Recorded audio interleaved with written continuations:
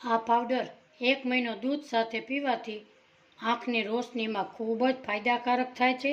આંખની બળતરા થતી હોય તો દૂર થાય છે. આ પાવડર નાના મોટા સૌને પી શકો છો.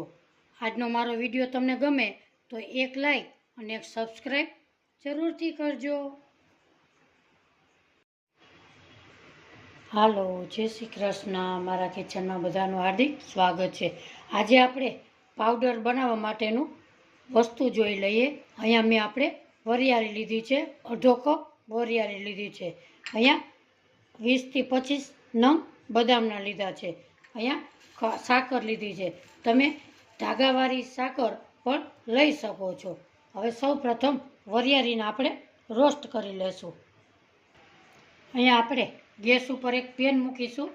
એમાં વરિયાળીને આપણે રોસ્ટ કરી લેશું. વરિયાળીના ફાયદા અનેક છે.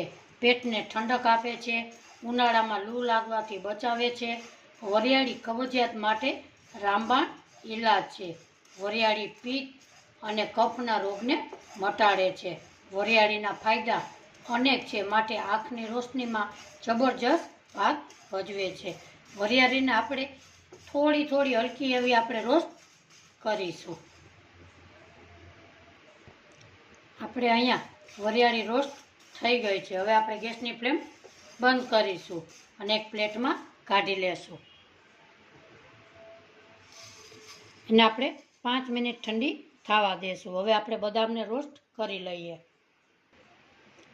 એક પેનમાં આપણે બદામ રોસ્ટ કરી લઈએ. આપણે જોઈ શકીએ છીએ કે બદામના અનેક એવા ફાયદા ધરાવે છે. બદામ ખાવાથી યાદશક્તિમાં વધારો થાય છે, હૃદયને સ્વસ્થ રાખે છે, કોલેસ્ટ્રોલ ઓછું કરે છે, ત્વચાને ચમકાવે છે, વજન ઉતારવામાં મદદરૂપ થાય છે અને વાળનો ગ્રોથ એકદમ સરસ વધે છે. અને આપણે થોડી રોસ્ટ કરી લઈએ. બદામ તમે કોઈ પણ ઉપયોગ કરી શકો છો. મામરો બદામ હોય તો એ ઉત્તમ ફળ આપનારી બદામ છે. હવે આપણે બદામ રોસ્ટ થઈ ગઈ છે. ગેસની ફ્લેમ બંધ કરીશું અને બદામને એક પ્લેટમાં લઈ લેશું. બદામને પણ 5 મિનિટ ઠંડી થવા દેશું. આ બંને વસ્તુ એકદમ સરસ ઠંડી થઈ ગઈ છે. હવે એમાં ઉમેરીશું આપણે સાકર. સાકરના ફાયદા પણ અનેક છે. પેટ માટે ખૂબ જ એવી ઠંડક આપનારું છે. આંખ માટે પણ ઠંડક છે.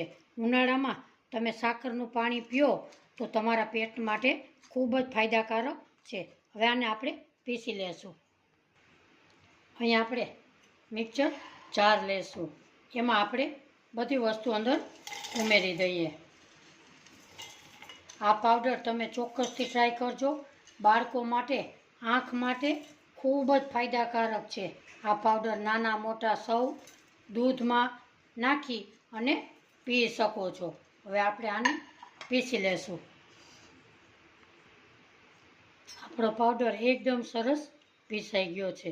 તમે આ બરણીમાં ભરી અને સ્ટોર કરી શકો છો.